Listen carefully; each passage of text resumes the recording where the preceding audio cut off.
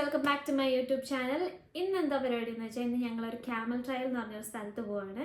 അപ്പോൾ അവിടുത്തെ അതിമനോഹരമായ കാഴ്ചകൾ ഞങ്ങൾ കാണിക്കുന്നതായിരിക്കും. സോ കാണിച്ചു തരാം.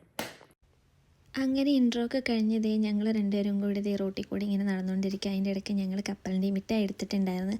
കാരണം ഒത്തിരി ദൂരം നടക്കാനുണ്ട്. കുറേ നടന്നു കഴിഞ്ഞാൽ ഞങ്ങൾക്ക് എന്തായാലും വിശക്കും. അതുകൊണ്ട് ഞങ്ങൾ കപ്പലിൻ്റെ മിഠായിയോ ചക്കവറുത്തോ എന്തെങ്കിലുമൊക്കെ എടുത്തിട്ടുണ്ടാകും. അങ്ങനെ ഇത് നടന്ന് പകുതി എത്തി, ടൗണിലെത്തി. ഇവൾക്ക് വലിയ കുഴപ്പമൊന്നുമില്ല, എത്ര മണിക്കൂർ വേണമെങ്കിലും നടന്നോളൂ, അവൾക്ക് അത്ര സ്റ്റാമിന ഉണ്ട്. ഞാനാണെങ്കിൽ മടുത്തു. അങ്ങനെ ഞങ്ങളിതേ രണ്ട് ചേട്ടന്മാരുടെ വീട്ടിൽ നിന്ന് പൊക്കി കൊണ്ടുവന്നിട്ടുണ്ട്. അവർക്കേ വഴി അറിയത്തുള്ളൂ, അതിൽ ചേട്ടനെ വഴി അറിയത്തുള്ളൂ. അങ്ങനെ ചേട്ടൻ വഴി കാണിച്ചു തരാമെന്നും പറഞ്ഞ് ഇങ്ങനെ നടന്നു. വലിയ തിരക്കൊന്നും ഉണ്ടായിരുന്നില്ല റൂട്ടിൽ. എനിക്കറിയില്ല അന്ന് എന്തായിരുന്നു ഡേറ്റ്, ഞാൻ മറന്നുപോയി. പിന്നെ അതേ ഞങ്ങൾ എത്തി, ഒരു കൊടുങ്കാട്ടിലെത്തി. ഇതാണ് ക്യാമൽ ട്രയൽ എന്ന് പറയുന്നത്. സൈക്കിളുള്ളവർക്ക് സൈക്കിൾ കൊണ്ടുവരാം.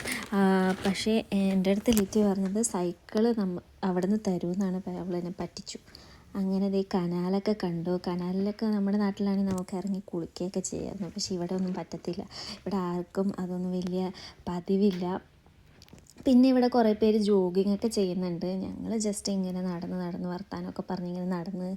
അത് കഴിയുമ്പോൾ വേറൊരു കനാലുണ്ട്, അത് നല്ല ഭംഗിയുണ്ടായിരുന്നു. എനിക്ക് ഇറങ്ങി കുളിക്കാൻ തോന്നി, പക്ഷെ പറ്റത്തില്ല, അത് വേറെ കാര്യം. ഭയങ്കര തണുപ്പാണ്, ഫ്രീസായിട്ടിരിക്കുക വെള്ളമൊക്കെ.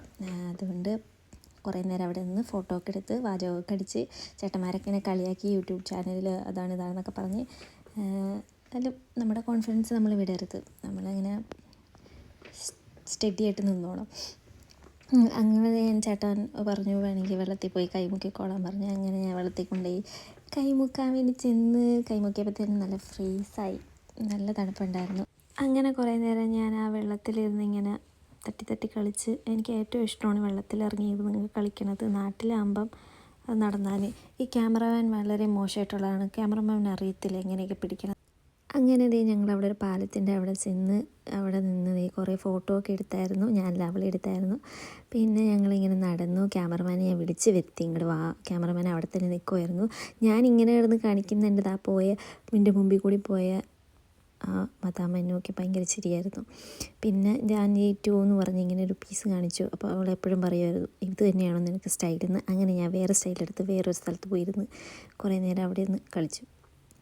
അങ്ങനെ തിരിച്ച് ഞങ്ങൾ നടക്കാൻ തുടങ്ങി. നടന്ന് വീണ്ടും ഞാൻ മടുത്ത് നടന്നു. അവർക്ക് ഇപ്പോഴും കുഴപ്പമില്ല, അവരിങ്ങനെ നടന്നുകൊണ്ടിരിക്കണ്. അങ്ങനെ ഇത് ശരത്തേട്ടൻ സേതു ചേച്ചീൻ്റെ ഹസ്ബൻഡാണ്.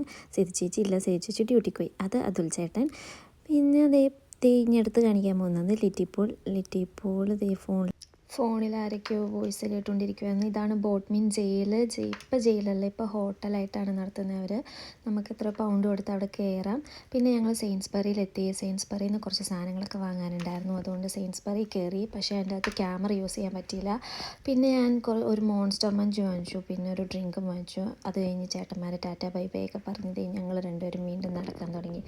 അവൾ ഒരു റോബോട്ടായിക്കൊണ്ട് അവൾ ഭയങ്കര നടത്തുവാണ്. എനിക്കാണെങ്കിൽ വയ്യാണ്ടായി അവസാനം. അങ്ങനെ ഞാൻ നിന്ന് അവിടെ നോക്കിയപ്പോൾ ഒരു വിഷ് ഫ്ലവർ ഉണ്ടായി, അതും വിഷ് ചെയ്ത് വീണ്ടും ഞങ്ങൾ ജേണി സ്റ്റാർട്ട് ചെയ്തു.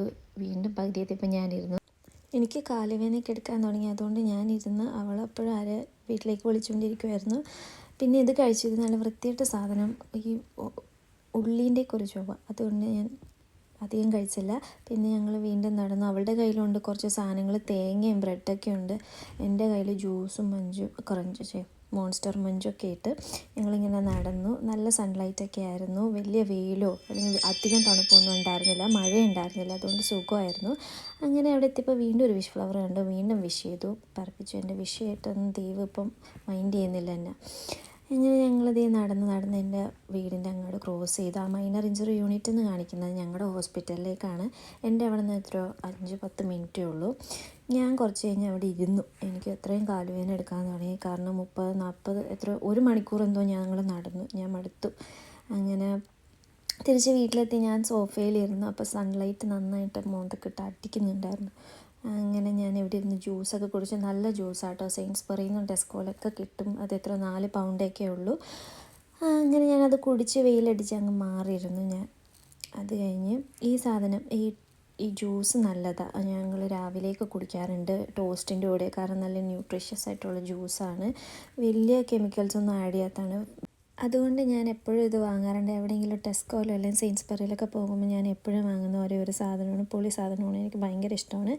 അങ്ങനെ ഇന്നത്തെ വീഡിയോ കഴിഞ്ഞിരിക്കുന്നു. എന്നെ എല്ലാവരും സപ്പോർട്ട് ചെയ്യുക. അടുത്ത വീഡിയോ ആയിട്ട് ഞാൻ വരുന്നതായിരിക്കും. Tata bye bye.